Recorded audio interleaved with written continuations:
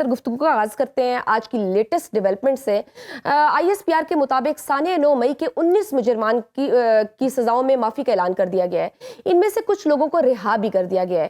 اس فیصلے کے محرکات کیا ہیں؟ کیا یہ کوئی گڈ ول جیسچر ہے، اسٹیبلشمنٹ کی طرف سے جذبہ خیر سگالی کا پیغام ہے، یا کوئی اور کسی طرف اشارہ ہے؟ میرا یہ خیال ہے کہ ایک گڈ ول جیسچر تو ڈیفینیٹلی ہے۔ جو بچے یا جو لوگ جو رہا ہوئے ہیں ان کے لیے بھی گڈ ول کا جیسچر ہے، اور دوسری طرف ایک تاثر یہ تھا کہ جتنے بھی ملزم تھے سب کو ہی مجرم ڈکلیئر کیا گیا۔ تو اس پہ تشویش تھی کہ بھئی عام طور پر کوئی بھی عدالت جب ہوتی ہے اس میں سے کچھ لوگ چھوٹتے ہیں، کچھ کو زیادہ سزا ملتی ہے، کچھ کو تھوڑی ملتی ہے۔ تو اس میں چونکہ کسی کو چھوڑا نہیں گیا تھا تو اس سے بھی کئی ابہام پیدا ہوئے تھے۔ تو یہ ایک پازیٹیو جیسچر ہے کہ انہوں نے اپنے ہی سسٹم کے تحت کچھ لوگوں کو رہا کر دیا ہے۔ ظاہر ہے ابھی یہ سویلین کورٹس میں جانا ہے، پہلے ہائی کورٹ میں جائے گا، پھر سپریم کورٹ میں جائے گا، وہ بھی ایک ظاہر ہے لوگوں کے لیے آسانی ہوگی۔ ٹھیک سر، آج کے اس فیصلے کی ٹائمنگز بڑی امپورٹنٹ ہیں، آپ دیکھیں کیونکہ ایک طرف آج ہی یہ فیصلہ ہے تو دوسری طرف مذاکرات بھی چل رہے ہیں حکومت کے طریقے انصاف سے۔ تو آپ کو لگتا ہے مذاکراتی میز پر اس کا کتنا کوئی اثر پڑے گا، کوئی برف پگھلے گی؟ ظاہر ہے دیکھیں ابھی تو دنیا میں جو ایک ماحول ہوتا ہے نا وہ بھی بتا رہا ہوتا ہے کہ مذاکرات کیسے ہوں گے، کیا ہوں گے۔ تو ایک تو ظاہر ہے اس کا پازیٹیو اثر تو پڑے گا ڈیفینیٹلی، لیکن مجھے اوور آل جو ماحول ہے اس میں کوئی تبدیلی نہیں نظر آ رہی فی الحال، کیونکہ ماسوائے مذاکرات کے نہ ٹینشن ختم ہوئی ہے، نہ ایک دوسرے سے کوئی معذرت ہو رہی ہے، نہ اپنے رویوں پہ کوئی نظر ثانی ہو رہی ہے۔ تو جب تک یہ نہیں ہوگی اس وقت تک کیسے کوئی پازیٹیو رزلٹ آئے گا؟ سر تحریک انصاف نے تو 2 بڑے مطالبات سامنے رکھے ہیں۔ ایک تو انہوں نے کہا ہے کہ عمران خان سمیت سیاسی اسیروں کی رہائی کی جائے، نئے کیسز نہ بنائے جائیں، اور عدالتی معاملات شیڈول کے مطابق چلیں، اور 9 مئی اور 26 نومبر کے واقعات پر جوڈیشل کمیشن بنایا جائے۔ یہ تو پی ٹی آئی کر رہی ہے ڈیمانڈ۔ آپ کو کیا لگتا ہے حکومت تحریک انصاف سے کیا ایکسپیکٹ کر رہی ہے؟ کوئی نظام چلنے یا خاموش رہنے کی کوئی گارنٹی مانگی جا رہی ہے؟ مجھے یہ لگتا ہے کہ وہ ان کے ایک تو یہ دیکھیں نا، یہ جو مذاکرات ہیں اس کا مطلب یہ لیا جا سکتا ہے آسانی سے کہ اب دونوں نے ایک دوسرے کی حقیقت کو مان لیا ہے۔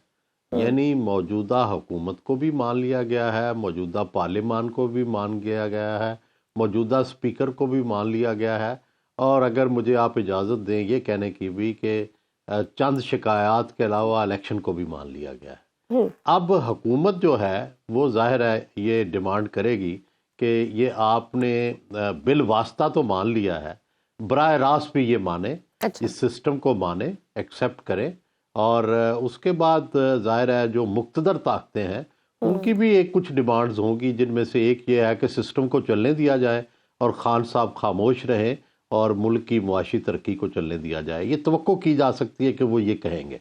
بٹ آپ کو لگتا ہے کہ خان صاحب خاموش رہیں گے؟ باہر آ کے جو بیانیہ وہ بناتے رہے ہیں، اور آپ اگر ماضی میں بھی دیکھیں جو ان کا مزاج بھی ہے، آپ کو نہیں لگتا کہ اس چیز پہ اسپیشلی اس چیز کو لے کر حکومت میں بڑا مسٹریس بھی ہے کہ کیسے ہم یقین کریں کہ آپ جو یہ چیزیں ہم ڈیمانڈ کریں گے آپ ان ریٹرن ہمیں دیں گے بھی صحیح؟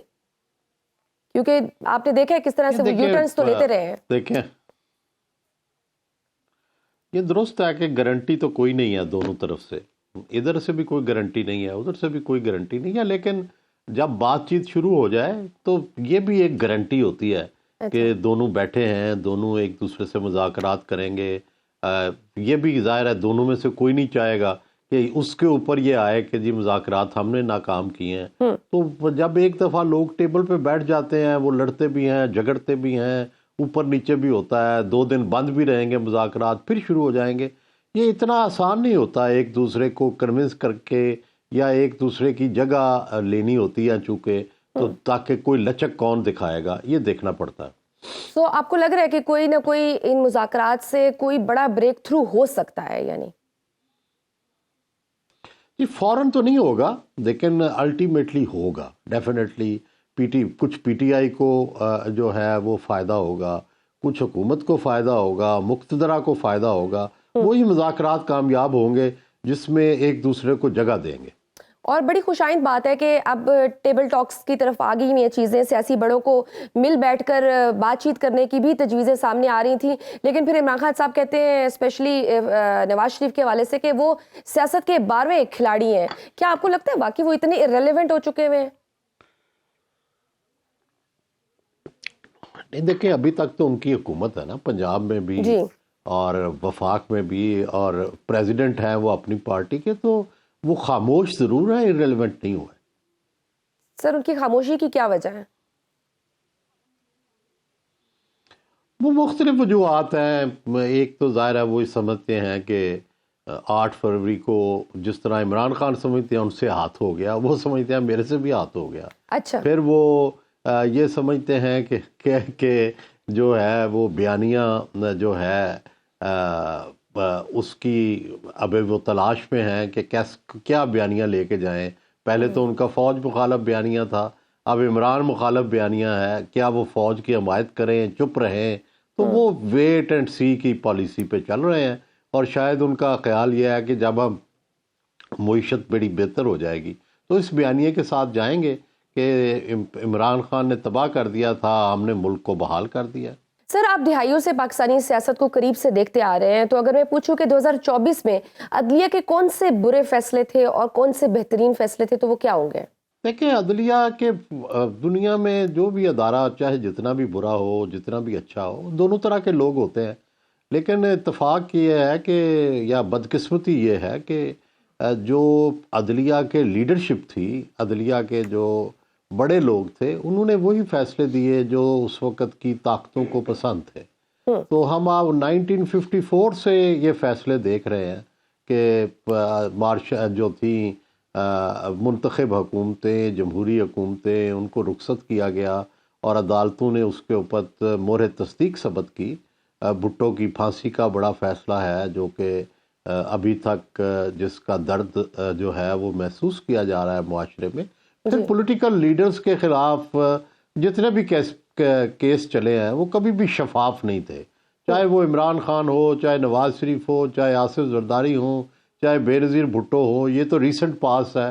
اس سے پیچھے چلے جائیں تو سور وردی سے لے کے ممتاز دولتانہ تک، ایون فاروق لغاری کے والد محمد خان لغاری تک، تو یہ سارے فیصلے ہمیشہ چیلنج ہی ہوئے ہیں، اور کبھی کسی نے لوگوں نے سیاسی فیصلوں کو یقین نہیں کیا.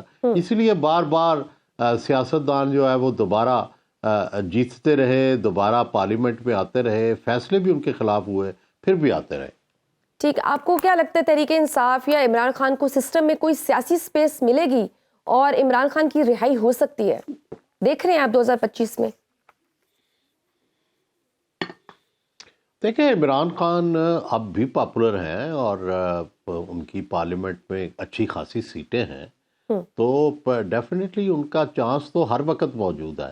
لیکن جتنی دیر تک، میں تو وہ گناہ گار ہوں جس نے الیکشن سے پہلے، بہت پہلے کہا تھا کہ مقبولیت ایک ہے، ہمارا ملک جو ہے صرف مقبولیت پہ نہیں چلتا، یہاں ایک تیسرا فریق اسٹیبلشمنٹ بھی ہے جس کی قبولیت بھی ضروری ہوتی ہے. اور یہ شروع سے کم از کم 50 سال سے تو ایسا ہی ہے کہ قبولیت اور مقبولیت چلی آ رہی ہے. اور تیسری بات میں یہ کہتا ہوں، معقولیت یہ ہے کہ جب ہمارے ہاں بدقسمتی سے یہ ہوتا ہے کہ آپ کو مقبولیت کے باوجود اقتدار نہیں ملتا، پھر آپ کو معقولیت اختیار کرنی پڑتی ہے.